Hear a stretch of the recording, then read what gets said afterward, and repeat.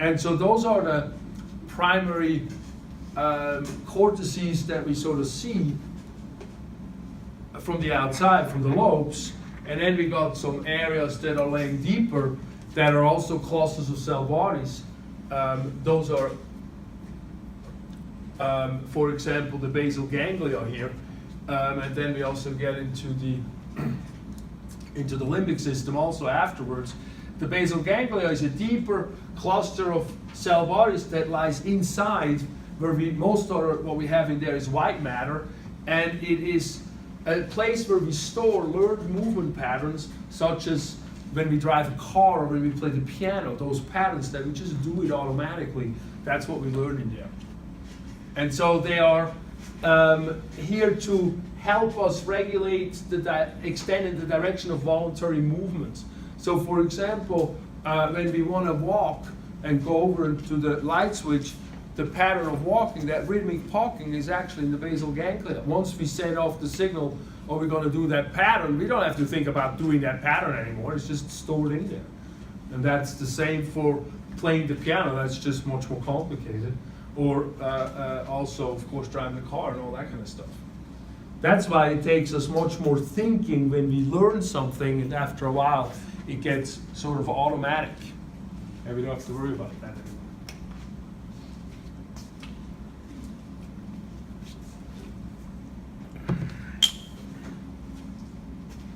We also have starting, stopping movements and the intensity of a movement stored in there.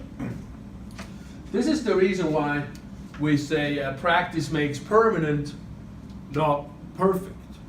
Because the movements are stored in what we learn. It's not stored like it is in the textbook, or how it would be ideally or perfect, which what's perfect today might not be perfect tomorrow, depending on what the change is.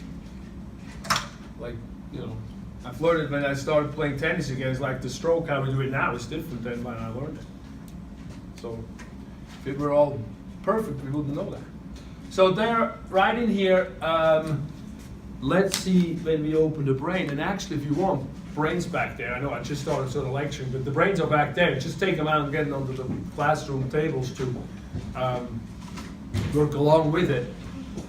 Because in the lab, what we're basically going to do is we're going to work with that.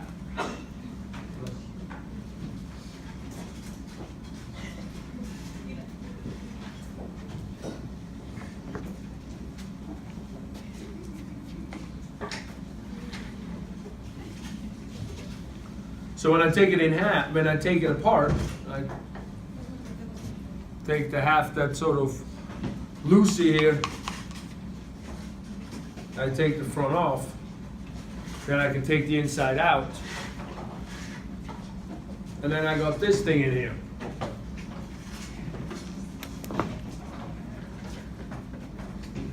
And the back thing, this cauliflower, we call it the cauliflower brain because it looks like a cauliflower a little bit. That's actually behind here. That's the cerebellum. That's in the back. And then what we see here, that's the brain stem. And then that's the pituitary gland. We learned a little bit about the pituitary gland in the endocrine system. We also learned a little bit about the hypothalamus. We have a little more of that. That's right in here. That's the hypothalamus.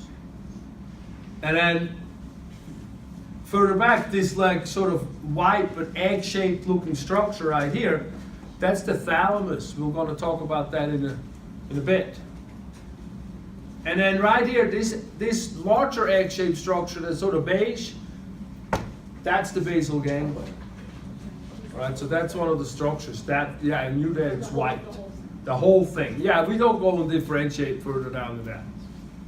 For us, that's good. That's basal ganglia. Also, sometimes we now call it the basal nuclei, because ganglia is really nuclei is cell clusters within the central nervous system. Is the term for the generic term for that is nuclei, but the old terms they still some have them in ganglia. They still call them ganglia somewhere. Now in our terminology, more modern ganglia is cluster of cell bodies in the peripheral nervous system, because they have to be protected differently. They're not protected by the bone. All right, so that's the basal ganglia. And that gets us to the we're going to sort of get into the limbic system, the emotional part of the brain, through that here. In many animals, especially evolutionarily sort of lower, older animals, they use a lot of smell to guide them through the world. So smell there is very, very important to be able to differentiate between danger and non-danger.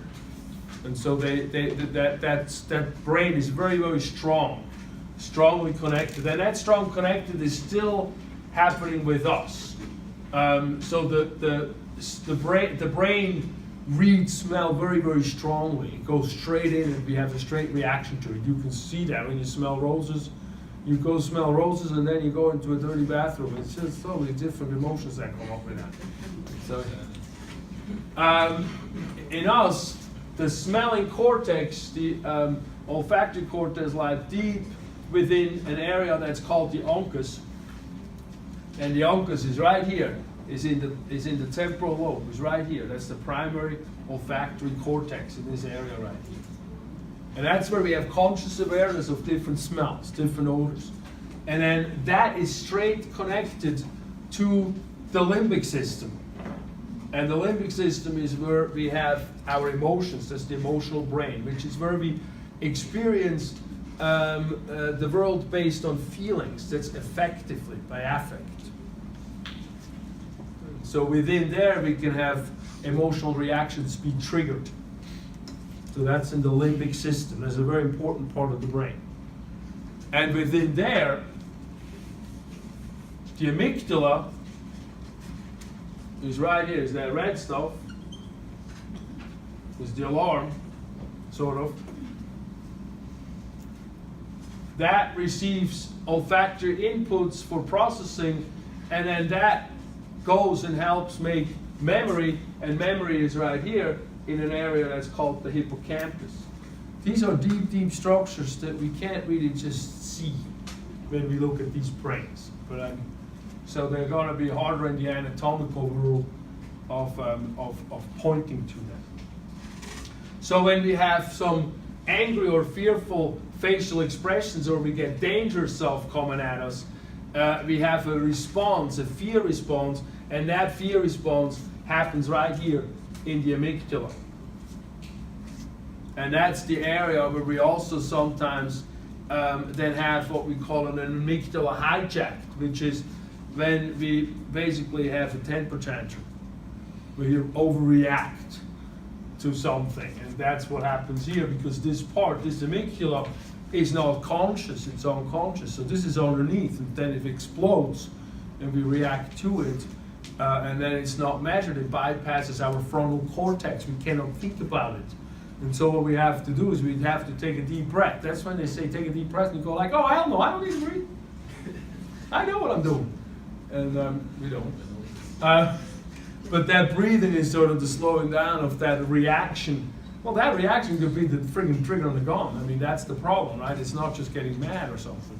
And we have to try to get it from this unconscious part of the brain more into the conscious areas and make decisions then that are more, a little slower, maybe a little bit more thought of what comes after the decision of what we do.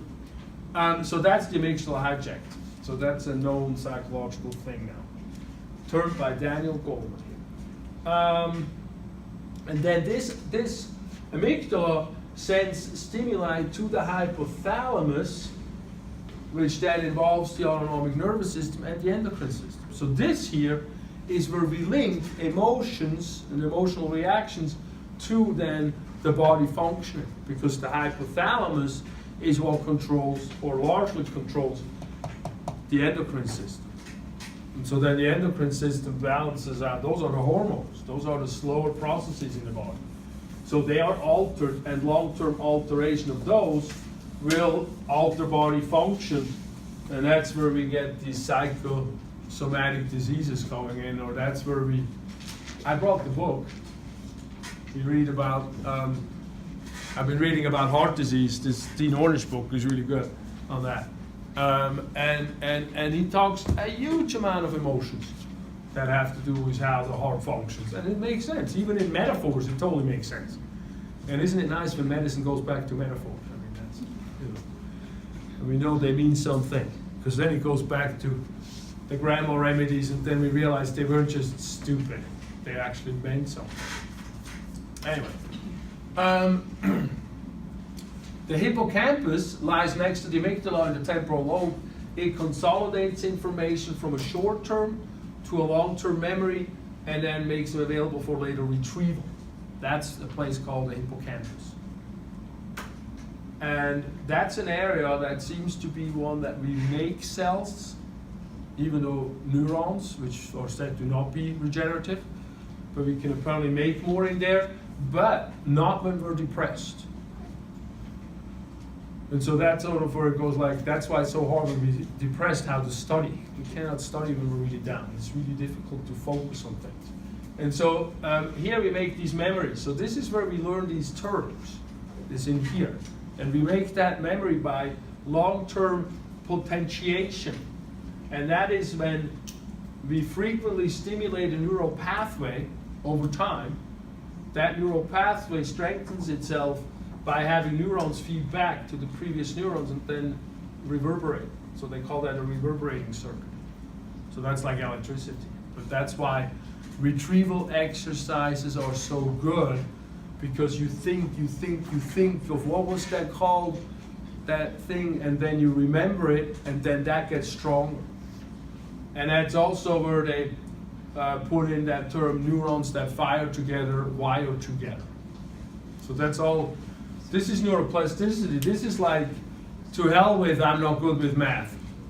Maybe I'm not, but I can learn and I can get better. It's not, we're not just pre-programmed. This is all, the brain is very mobile. I mean, it doesn't mean that it's not harder for some to do things and for others to do other things, but that's also why it's very important when we choose what we want to do with our lives, professionally too, to sort of think, what are we good at? What do people think we're good at?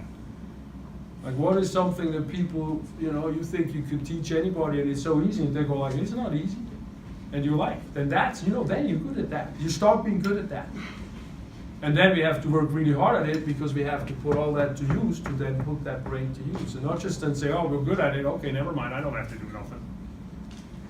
That's like I heard this, when I heard once in a while, maybe in Switzerland, where I hear like, oh, I'm not a Roger Federer, because he's the tennis pro, the tennis god, they think, because he plays so well.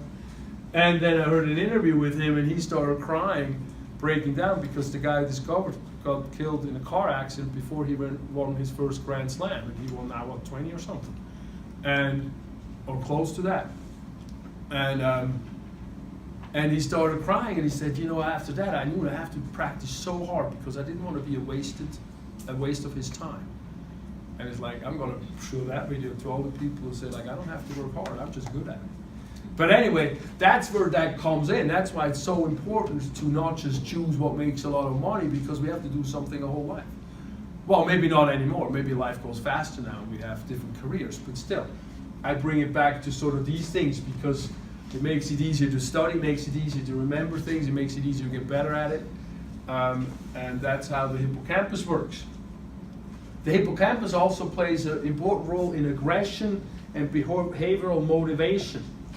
So that's where we get into the procrastinator, which is I plan to do it, I should be doing, that's here, I should be doing it, I know I have to do this, and then I don't feel like it. And that's right here, and that's that, I don't feel like it. So that's like, I stop procrastinating tomorrow, not today.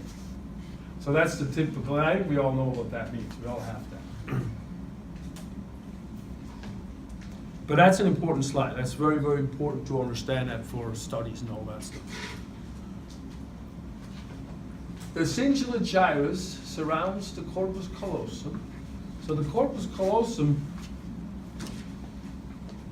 are these fibers that go, they're actually right here on this, on the model. They're right here going from side to side. So the corpus callosum are the fibers that connect the right to the left side of the hemisphere, the left to the right. They connect the two hemispheres to one another, the commissural fibers. And the cingulate gyrus is right here on top of the corpus callosum. It's actually the orange one here for me. It's right here. And it helps us express our emotions through gestures and solve mental conflicts when we are frustrated.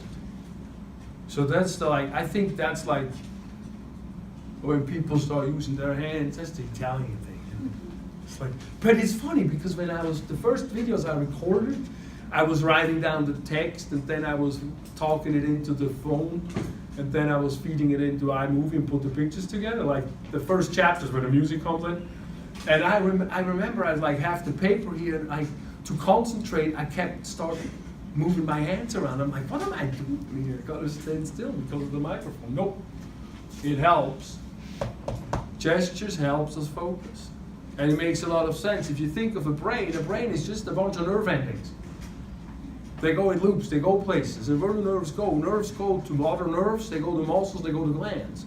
So if anything is anxiety or anything or focus or stuff, if we have a lot of energy, it's got to go places. The muscles are a great place to go.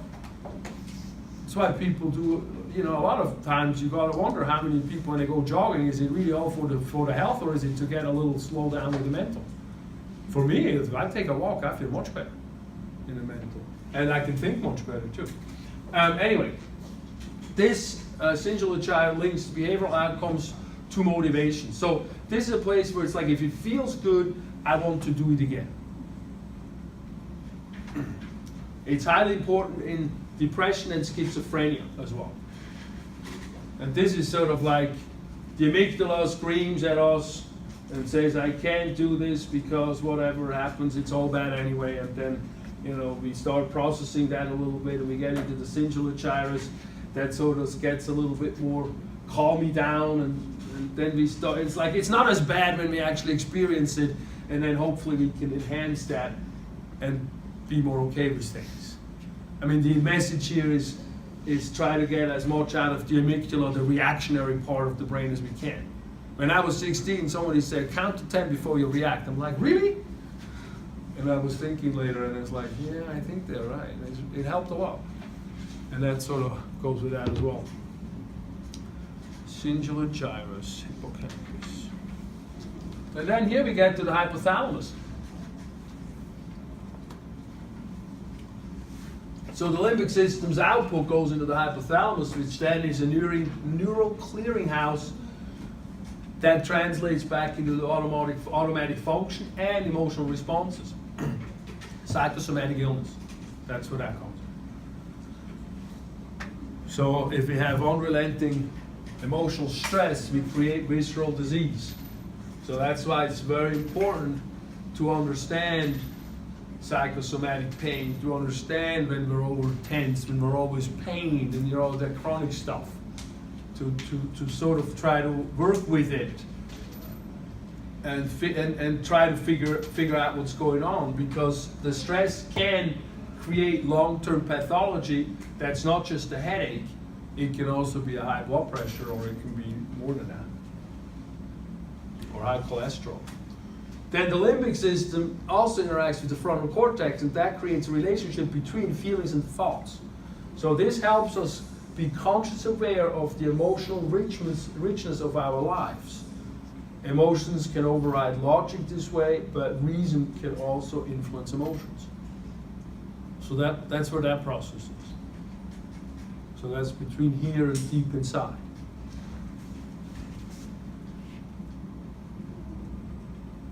Well, as we go through crap, at least it's good to be mindful of it, and then it helps us understand it better, and then it next time it's easier to understanding makes the suffering less problematic often. All right, anyway, so that leaves the limbic system, that's the hypothalamus, and now we're going to get into an area called the Diencephalon, and that is now, we get to basically to this white egg shaped here that's more medial to the basal ganglia. So that's this piece here. So that's right, when you walk up that stem, the brain stem, that first round thing you touch in there. So that's that. So that's that area here. The thalamus, that's the, so that's like right here. The thalamus is an egg-shaped inner room, and it's on each side of the brain, or the hemisphere. It's a central gateway for all sensory pathways, except for smell.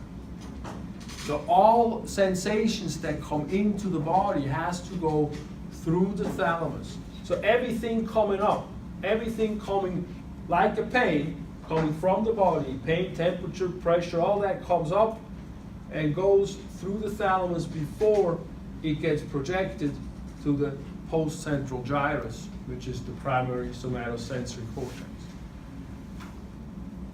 That is except for smell. And that's why that smell is evolutionarily going straight to the emotions. So that's why you can definitely have a sensible explanation why aromatherapy works.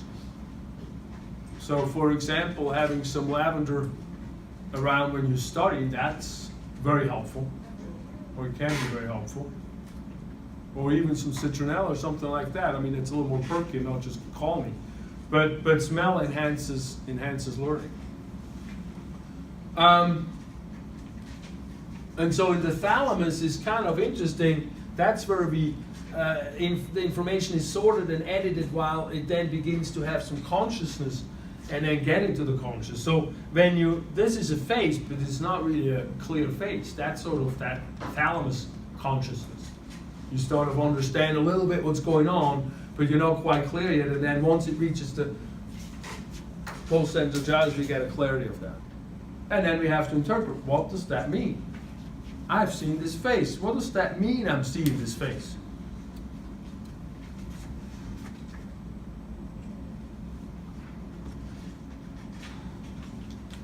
And look, that's my dual slide for the hypothalamus, because here it just talks about specifically more of all the functional components that I want us to go through. It regulates body temperature, manages, look at this, does everything. This is like, and the thalamus is right here. So here's, the thalamus is here, the hypothalamus is right here, in that sort of space right before you get to the pituitary gland. And that little small area, that little small tiny area that's right before the pituitary gland there, it's the other side, right? That regulates body temperature, manages water balance, controls food intake, governs the endocrine system, makes us perceive emotions such as pleasure, fear, and rage, is involved in the biological rhythms and drives such as the sex drive, and is tied to our emotional physiology, which is then, again, the psychosomatic illness that I talked about. So that's all sort of listed right up here. So it does a huge amount of stuff.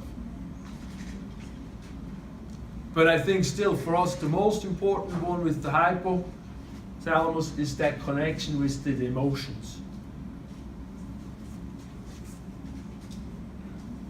And a lot of these other things has to do with emotions and drives as well anyway. So we want that hypothalamus to be happy. That's definitely important. Very influential.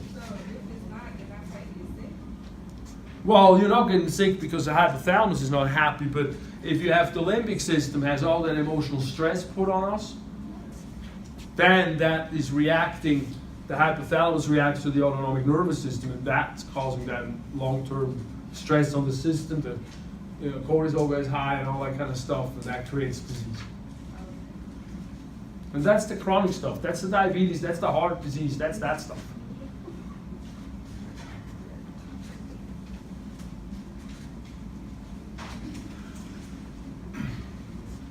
And so when I have the thalamus here, the hypothalamus is here in the front. In the back, I have something called the epithalamus. And the epithalamus is composed, as you know, hypo means below, right? Below the thalamus is the hypothalamus. And on top of the thalamus is the epithalamus. That's those terms. That's composed of the pineal gland, which we covered when we did the endocrine system. That gland, and also the choroid plexus. And the choroid plexus is basically an interface between vascularity, blood vessels, and then the inner chambers of the brain that hold the cerebrospinal fluid. The inner chambers hold cerebrospinal fluid, but also the cerebrospinal fluid goes around the whole brain. And we talked about that last time when we went over the protections. Where we talked about there is this the dura mater, and then the arachnoid mater with these spidery septal leg going in, and in between that space, that cerebrospinal space, subarachnoid space, holds the cerebrospinal fluid, the CSF. And so that's where we pick that back up, because it is here in that choroid plexus where that cerebrospinal fluid gets sequestered from the blood and goes through cells that secrete it through it, and then gets squeezed into these chambers here. And we'll talk about these ventricles, these chambers, right now actually. But I need to go get one because they're right back there by the brains. So let's go get some of those too. I always forget about things. I do the brain and then I'm like, ooh. So these here, so get some of those too. I'll have one with me.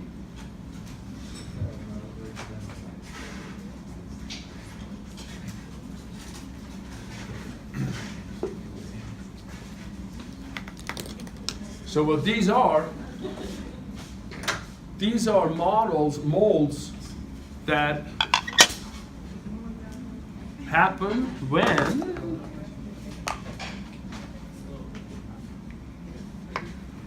when we take that hemisphere that's wiggly, we see it's not quite fitting, and we go like, why didn't they make it fit? Well, because the space that is left inside there, as well as here actually, that's the space that we made a model out, and that is this gray model with the horns. So the horns are spaces, and those are the spaces where we have the cerebrospinal fluid go through. So we have these on the side, and then basically it goes down the center. So we have two horns that are sort of in here, deep spaces, and then it goes down on the inside, and here in front of the cerebellum, there's a little bit more of a space, a little bit bigger space. So that stuff in there is cerebrospinal fluid, CSF, and that's a chemical broth that nourishes the brain, but it also makes it weightless. It gives it buoyancy, and that effectively reduces the brain's weight by 97%. So that's some good stuff. So what you see here, that's the buoyancy, the fluid pushing out on the object, the gravity pushing down, and the fluid creating that gravitational force to be much, much diminished. And we see this here when we have the brain is nicely attached to the skull, but then in here we see where the brain is collapsing, and there is a room, a space that gets made between the brain and the skull. And that's what happens when the CSF is not surrounding the brain and making it weightless. So even though that film, that fluid is very thin, it's a thin film, but if the fluid is not there, the brain will collapse. And under gravity, it's about gravity. And this happens when you, for example, get an epidural at birth, for example. Sometimes they do the medicine, or sometimes they need the medicine for other reasons, or they need to extract some CSF out to do some analysis. But if they poke that dura mater and get that fluid out of the dura mater, they do it in the spinal cord because it's not dangerous, they don't poke anything that far low. But if that hole doesn't close, the cerebrospinal fluid leaks out, and that's when that can happen. And once in a while, that does happen when after birth for months. And so it's important to be aware of that. Not to not have the epidural. I would think it outweighs depending on what the situation is. That's a personal question, but it's important to understand that can happen. What the result of that is, people get headaches. They can't stand up because when you lay down, the fluid sort of goes up to the head more. When you stand up, it just goes all down. And so it's kind of a gravity question. So it's not kind of that nice. But anyway, so the choroid plexus is an arterial networks, and they secrete that CSF from the blood into these ventricles, and we're having these two lateral ones here. So let's talk about the ventricles. And that's this model right here. So we have these two ones on the side. Those are these two here. We call them the lateral ventricles. And they go into the major lobes of the brain. And then when they connect in the middle here, they call that the third ventricle. And that's right here in between the thalami. The thalami, the two thalamuses, they call it thalami actually, not thalamuses. They're right here on the side of that third ventricle. So they get nourished nicely by that cerebrospinal fluid right here. And then as we reach down further through the brainstem, that's called the cerebral aqueduct, and that goes inferiorly as it widens again. That goes into the fourth ventricle, and that's right between the cerebellum and the midbrain, down here. Then from there, the CSF enters the spinal central canal. So as we have the spine, on Wednesday we do the spinal cord. So as the spinal cord, we have a little small hole in between, in the middle of it, and that hole is where the CSF goes down. That's the central canal. And so the cerebrospinal fluid ends up going on the inside of the brain, on the inside of the spinal cord, and then it surrounds it also. And that surrounding it make it weightless. And then some of the CSF also squeezes out into three openings, two lateral median aperture, they call that. And then that's from down in here, where the CSF goes into the subarachnoid space and circulates around the brain and around the spinal cord down below. And from there, then it has to be, and so the CSF is being created, so it's being continuously made, and it circulates through the system, and somewhere it has to escape, and it's going to escape through what we call arachnoid granulations, they call that, and then they feed it into a venous area that drains the blood on the inside. It goes right in here. It's like centrally. It's like a little triangle that goes down. We can see it when we see, no, we don't have it in the sheep brains. We can see it when we see some brains. Maybe on Wednesday we get to do that. But up here is a venous channel that lets the brain, the blood and the CSF drain out of the brain and then back into the venous system. And also further down on each side of the cord, when the cord goes down, on each side there is these holes between the vertebrae, and out of there also the CSF squeezes out of there as well. And so that way it gets a system that is, the CSF is created, and then it circulates around here on the inside, and then it goes around the brain, and then it also squirts out just into the body tissues. And so it gets made, and it then seeps out. And so that creates a sort of a hydraulic system. And there are some therapies, like craniosacral therapy, works with that system, to balance that system out. Because it nourishes the brain, and if that doesn't really work, then the brain doesn't get nourished as much. So if somebody has a concussion, for example, they hit the head on something, and then the skull plates get stuck, and they don't move. They always move a little bit, very, very gently with that system. If they get stuck and they don't move, then that circulation doesn't happen as nicely. And then a craniosacral therapist can help loosen that up more, and then it works again more. Interesting stuff. I know. And here, this is on the lumbar puncture. We talked about that as the epidural. And if we do that, we want to do a spinal tap or a lumbar puncture when we put medication into the below the dura, we call it the epidural in that space. And so we have that. That's when we get material in or out of that area where the cerebrospinal fluid is. And when we get it in, of course, that's medicine or radiological contrast media, for example, when we want to do x-rays to see if there is some blockages anywhere, or also anesthetics. But we also can take material out of there, and we can use that diagnostically. So sometimes we go meningitis, we got to see maybe something is going on in that CSF that we don't like. And so we want to do that below L1, L2. So we want to do that below here in the back, because as we will learn, the spinal cord travels down to about here, and then it comes to a tip, and then everything from there is just nerves, loose nerves. And so if we have a needle go here below, we're not going to poke a cord. We're just going to be able to wiggle around the nerves. And so it's not dangerous. So that's why they put it below there. I know, easy, huh? I know. Next, this is anatomy. This is not pokeology. Okay, so that was that diencephalon. We got the ventricles. We're getting there. Now we're going to go further down. We're going to have to cover this section still. So we covered some of this here. We covered some of this here. Now we go below. So right here is the midbrain. So it's not really an easy place to tag on a test, so I don't really tag it on a test because it's sort of right in here. The mark that I use are these bumps in the back. And these two bumps in the backs are these two bumps here.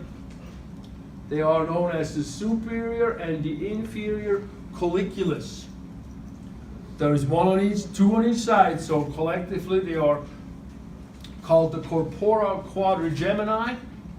Quadri means four, so there are four little clusters of cell bodies in there, and they harbor reflexes that make us react to things that happen in the periphery. Two of those, the upper two, react to things we see in the periphery to look at it, because once it's in the central vision we can understand what's up. If it's in the periphery and it makes movements, you can't really understand what it is exactly. So that happens right here. That connection between, whoa, I see something, I gotta look at it. That happens right here, superior colliculus. And then the inferior colliculus is the same thing with the hearing. Bzzz. It's that one in the middle of the night, that thing that you want to smack, and then you look at it. So it's the auditory reflexes down below in the inferior colliculus. And so I remember the superior colliculus is above and the inferior is below. The eyes are above the ears. So the superior colliculus reacts to the eyes and the inferior to the ears. But when these things are so clear what they do, I like them, because in the brain things are so vague all the time. Well, at least it seems that way.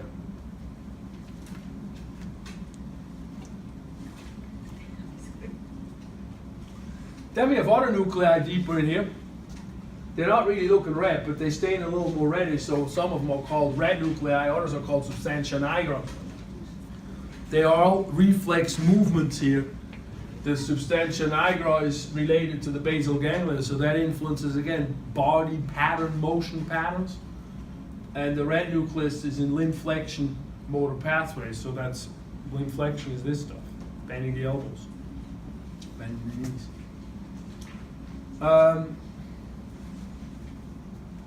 And the other thing that's cool, and they are part of the reticular formation, and that is a collection of nuclei that reach from the medulla oblongata. So let's talk about that. When we look at the side of the brain here, this was the diencephalon. This here is the midbrain. Then this round bulging thing, where that is, we call that, so that's midbrain area, midbrain. Then here we call that the pons, where we have that round thing. And then below it, that's the medulla oblongata. And then below that, spinal cord. We'll get to that on Wednesday, the spinal cord. So we'll stop at the medulla oblongata today.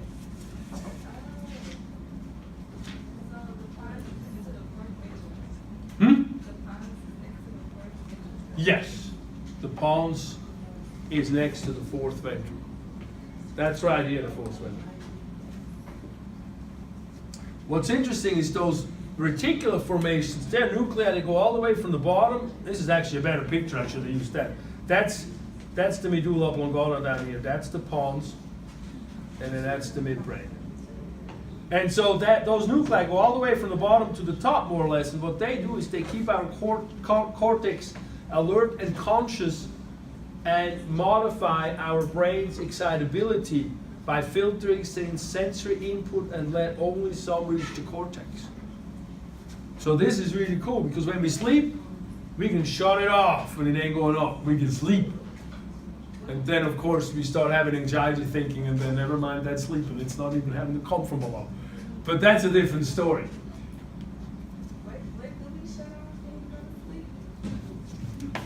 This part here, the reticular formation, this purple part here, this thing, that is a filter for nerve impulses going up or not going up, filtering them out. And so that helps regulate our alertness and our consciousness. And it can filter out these impulses going up, and that helps us sleep, for example. That's why when somebody's really deep asleep, we can move the limbo like you go right back down. But be careful, if they sometimes, then they hit you, they also don't know what they do.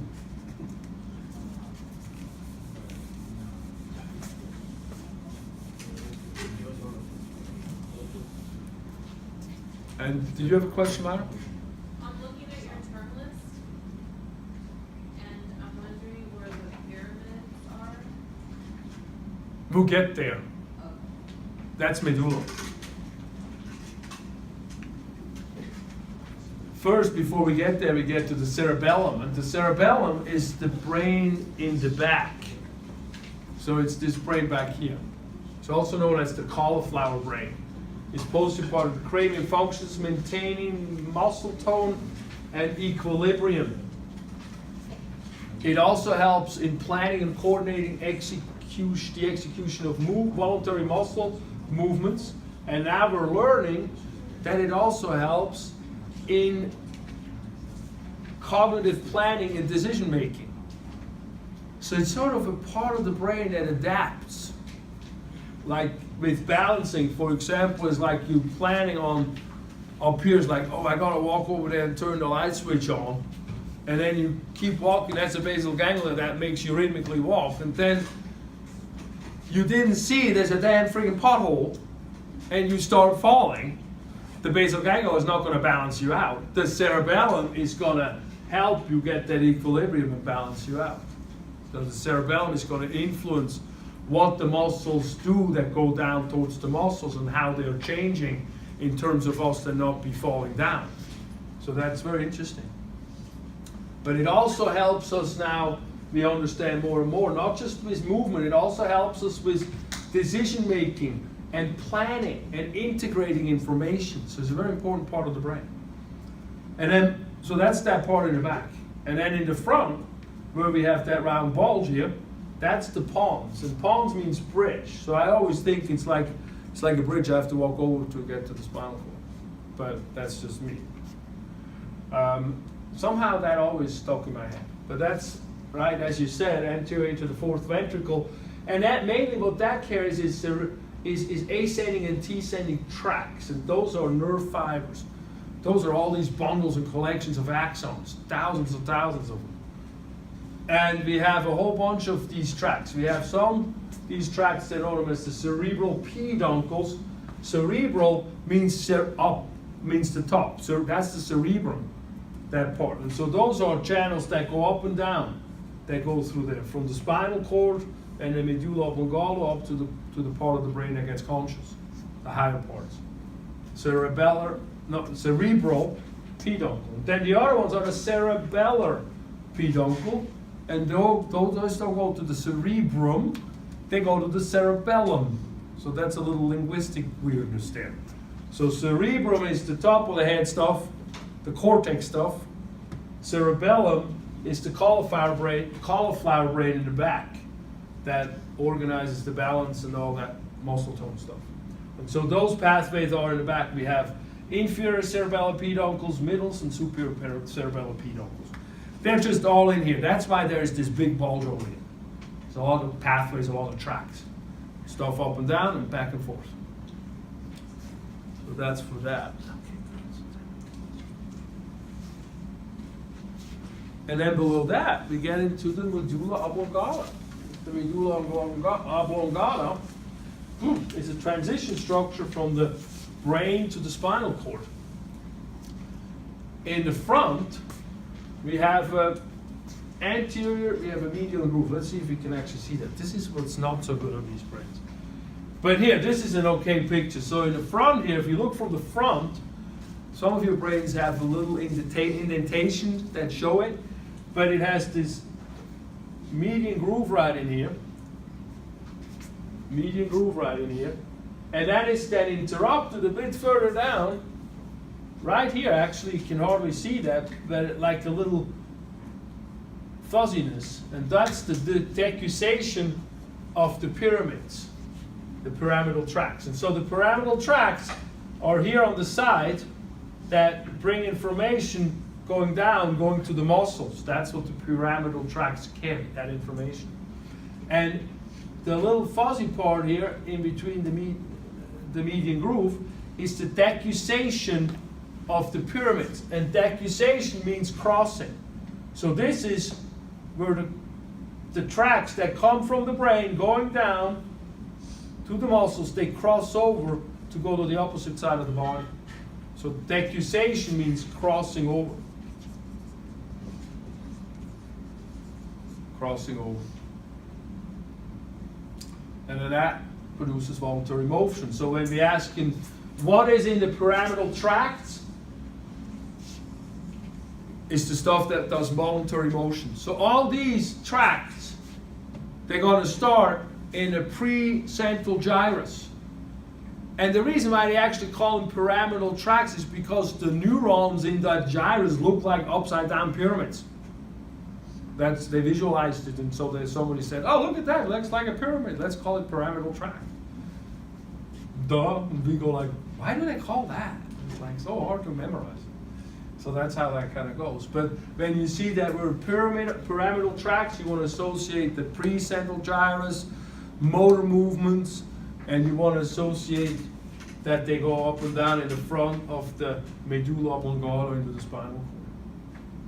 And that decussation, that's there. And then we have one more structure here, it's the olives. And the olives are a fantastic structure because in your brain stems, they look green, right? Can you see me a brain stem? On mine it doesn't. This is the one thing. Oh no, look, it does. When I look here in the brain stem, right in front of the cerebellum, there's a green structure, and that's a green olive. And so that's a great one to test because you go like, it can't be an olive, but it looks like an olive, but it can't be an olive. That's not a structure. Yes, it is. And so those are on each side, and they're involved in passing information about muscle and joint stretch to the cerebellum, from the body to the cerebellum. So that's again interesting. You don't have to necessarily get all those what was what, like all of the details, but if you think about, we have muscle and joint stuff is happening all the time. And so that's an interesting thing. So the brain is heavily involving itself with moving us around in the world. So that's when you have a little kid and he starts walking, and like mentally goes woo, the development goes way strong. They start talking and thinking and being independent beings. And on the other side, when we don't walk and don't do anything physical, and like when we get old and we can't move, then it sort of goes bye-bye. Because the brain is not stimulated as much by the muscle stuff. Okay, good. So I think that's it for today in this respect.